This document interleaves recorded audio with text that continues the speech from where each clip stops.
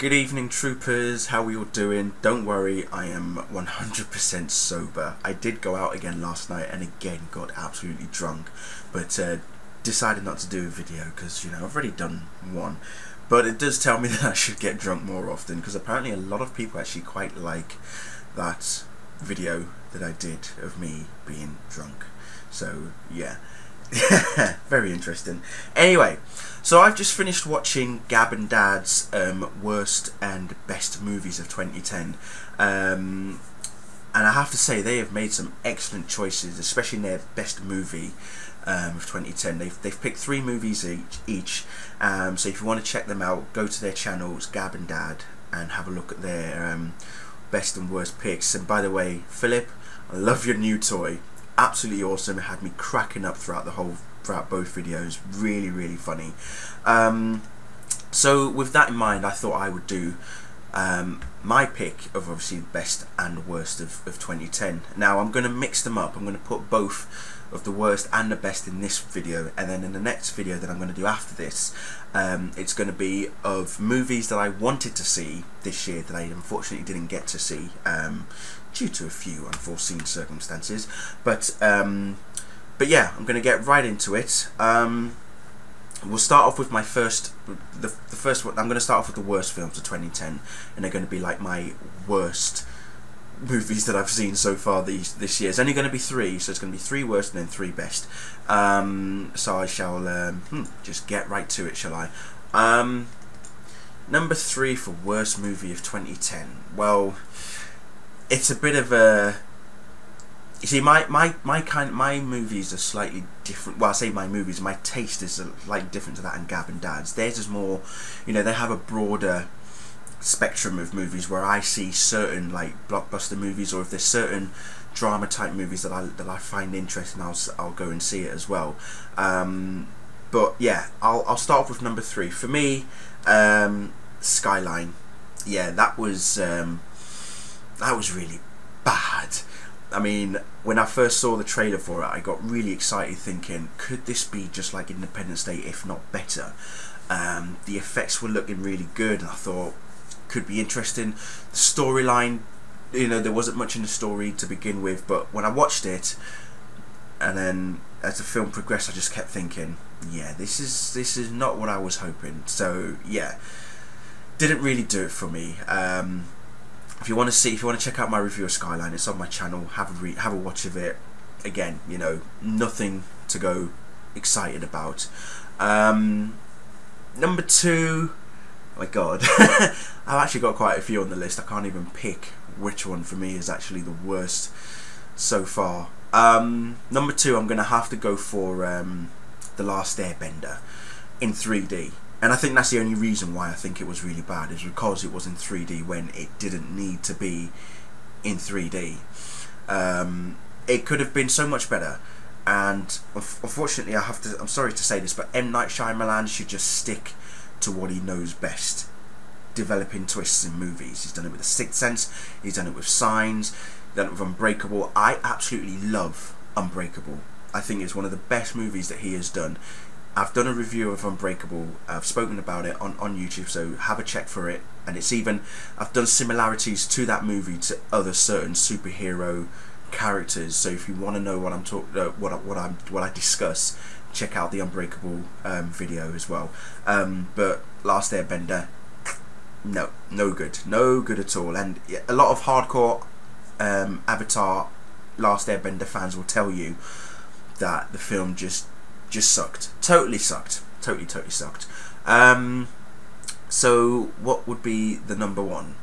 The number 1 worst movie for 2010 for me, I didn't even review it, it was that bad. Clash of the Titans. Not because of the you know, what the film was about, but 2 reasons. 1, Sam Worthington. 2, 3D. That was it. The Kraken could have been so much better. They didn't utilise the Kraken enough as far as I'm concerned. I love the look of the Kraken in that movie, and they didn't really give it enough screen time. They didn't use it to its full effect. So Len Wiseman, sorry mate, didn't really... No, it wasn't Len Wiseman, was it? Louis Terrier. Sorry, not Len Wiseman. He's done Underworld movies. The first one was good. Yeah, Louis Leterrier, mate. Yeah, you should not have converted it to 3D. And if you were going to do it in 3D, next time shoot it in 3D. Okay, so those are my worst movies of 2010. Now let's move on to the good stuff. The best movies of 2010. Not a very easy pick, I have to say. It's definitely not an easy pick for me. But I'm going to go with, at number 3, I'm going to go with Kick-Ass. Okay, I'm going with Kick-Ass because Matthew Vaughn and Jane Goldman, the pair of them, when they work together, they did it for Stardust. They are awesome together. They are the perfect collaborators. They write the script so well. Jane Goldman, who is just fantastic. She is a brilliant writer, and I think she should carry on working with Matthew Vaughn and carry on doing movies, scripting and stuff, because Kick-Ass was just brilliant. Aaron Johnston as the lead character, Nicolas Cage, Mark Strong, and let's not forget Chloe Moretz. Chloe Grace Moretz. What an introduction for any breakthrough actress. That's the best introduction that you could give anybody. To come out with that sort of profane line and just have the whole world of cinema stand up and notice. That's it. It's awesome. It's awesome. And any time I watch that film, I just think to myself, I wish I was 12 years old just so I could have a girlfriend like Hit Girl, therefore I wouldn't get bullied at school. You know, I would love to have a girlfriend like Hit Girl at 12 years old. That's all I'm saying. But it tells me one thing: never mess with a 12-year-old girl, because if she curses like that and she uses knives in that way and can shoot really well, yeah, you're about to get fuck busted, baby. Do not dare mess with a 12-year-old girl or you will be fuck busted. That's a new phrase that we've developed on Twitter, by the way. So if you see a hashtag with the words fuck busted, that came from not just me, but also my good friend Human Scorch, along with also Chaotic Akasha and my good friend Tony. She will know, because it was all of her idea actually. She won't say it's her idea, but she kind of started it. But yeah, fuck busted, new hashtag, get it used. So that was number 3, Kick-Ass. Absolutely brilliant. Love the whole comic book genre. You know me and my comics, I love them. Superhero movies as well, so brilliant. So at number 2, God, it's not that easy, I have to say. It is not that easy. But I'm gonna go with The Karate Kid. This was obviously the remake of the 80s original that we all remember, that starred Ralph Macchio and Pat Morita as well. But this one has been updated, and this time it's got Jackie Chan and, Jesus Christ, just almost lost my voice there.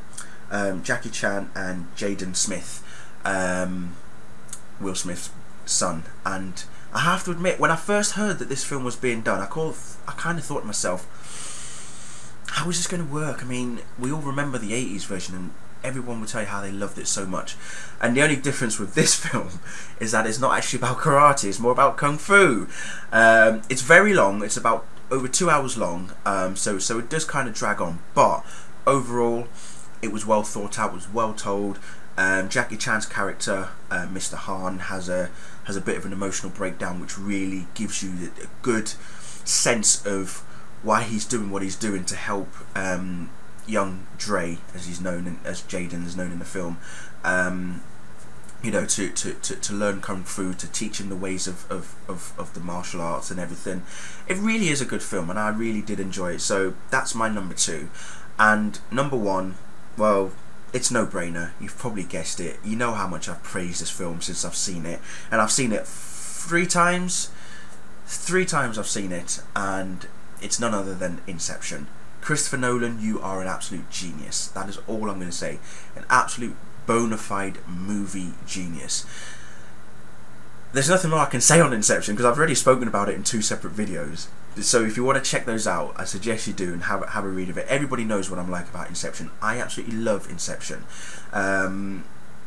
Such a mind-boggling film. Complex, awesome drama, awesome effects, the visuals were amazing, the cast was phenomenal. Leonardo DiCaprio, Ken Watanabe, Joseph Gordon-Levitt, Tom Hardy, Michael Caine even cameoed in there. You've also got Marianne Cotillard, Cillian Murphy, Tom Berenger, Ellen Page, and everybody worked so well together. It really, really was one of the biggest movies of the year, not just of the summer but of the year, and a lot of people are now saying that it's their best movie ever, and I'm inclined to agree as well. You know, I definitely put it up there in my top 3 of all-time movies, so yeah, definitely up there. So that's my 3 worst and 3 best movies of 2010. Okay, it's not as glamorous as what Gab and Dad did, but as I say, my taste is a little bit different. So but look out for the next video that I'm about to do. As I say, it's going to be about films that I wanted to see that I didn't get to see, or films that I preferred to not to see that I avoided as well, so on purpose kind of thing. But yeah, thanks for watching, and see you later. Bye.